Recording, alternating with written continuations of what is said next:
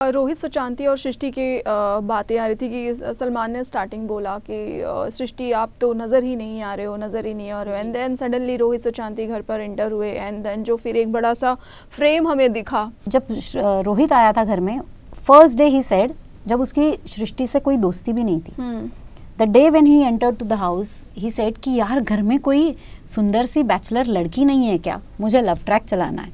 और वो चीज़ मैंने सुनी, मैंने कहा तो क्या लव ट्रैक चला के सर्वाइव करोगे? कहते यार यहाँ पे सारी लड़कियाँ या तो शादीशुदा है, दीपिका और मैं मैरिड थे, या तो फिर सबके बॉयफ्रेंड है। Even Srishti was engaged, Surabhi भी एंगेज्ड है। तो उसका ये था यार लड़की कोई होनी चाहिए सुंदर सी, बैचलर सी। और फिर दूसरे दिन से हम देख रहे हैं कि रोहित सुशांती इर्द गिर्द घूम रहे सृष्टि के।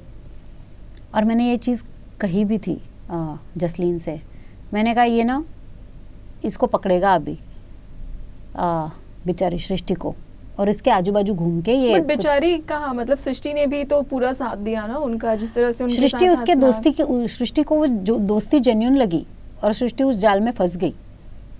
और सृष्टि को इस बात का एहसास भी हुआ कि मैं ट्रैप्ड हो रही हूँ क्या, कहीं ना कहीं वो उसे लगा।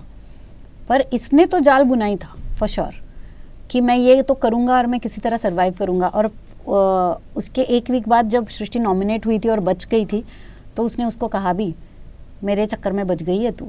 इस तरीके से दिमाग में गंदी गंदी स्ट्रैटेजीज लेके गेम खेलना, कहाँ से दिखेगी ऑडियंस को नेचुरल गेम? कहाँ से ऑडियंस एंटरटेन होगी? ऑडियंस तब बिग बॉस देख के एंटरटेन होगी जब आप रियल बिहेव करोगे, आपका एवरी रिएक्शन नेचुरल हो।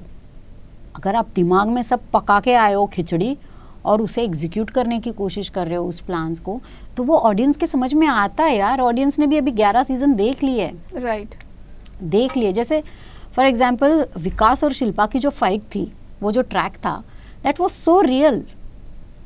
वो कितना रियल था। वो बाहर से लड़ते हुए घर के अंदर आए। एग्जैक्टली, वो तो स्टेज से ही लड़ते हुए, क्योंकि वो थी, उसका एक बैकग्राउंड था, राइट। उस चीज का एक बैकग्राउंड था और दुनिया को पता था वो चीज, और इसी वजह से वो इतना रियल था, इसी वजह से ऑडियंस ने उस चीज को एंजॉय किया और एक्सेप्ट भी किया। यहाँ पे सब आपको सारे बिग बॉस आप स्टडी करके आ गए, सब देख के आ गए। फिर मैं पुनीश बंदगी को कॉपी करूँगा, मैं मन्नू मनवीर को कॉपी करूँगा, मैं शिल्पा और विकास वाले कॉम्बिनेशन को लेके चलूँगी, और मैं सिर्फ शिल्पा को कॉपी करूँगी बिकॉज ऑफ वो किचन वाला जो भी है। हाँ, मतलब किचन वाला इज नॉट द थिंग कि शिल्पा जी उसकी वजह से शो जीती। सिर्फ किचन के अलावा भी काफी चीजें की, बहुत एंटरटेनिंग। लेकिन लोगों ने जो पकड़ा वो सिर्फ कि हाँ वो, क्योंकि उन्होंने लोगों के लिए इतने खाने बनाए, वो किचन में भी होती थी तो भी वो इतनी एंटरटेनिंग थी।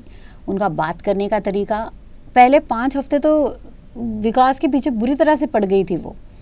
उन्होंने अपनी दुश्मनी भी निभाई, उन्होंने अपनी दोस्ती भी निभाई। तो निभाओ यार, सारे रंग दिखाओ अपने।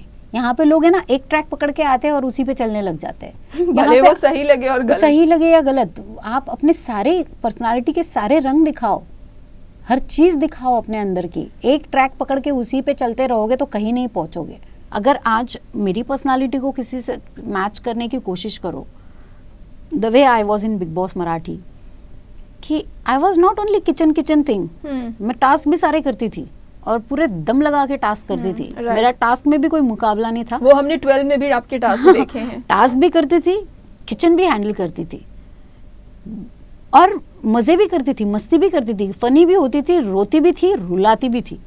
हर चीज मैंने की है। तो मेरे कैरेक्टर को आप किसी के कैरेक्टर से मैच नहीं कर पाओगे फिर कि ये ऐसी है।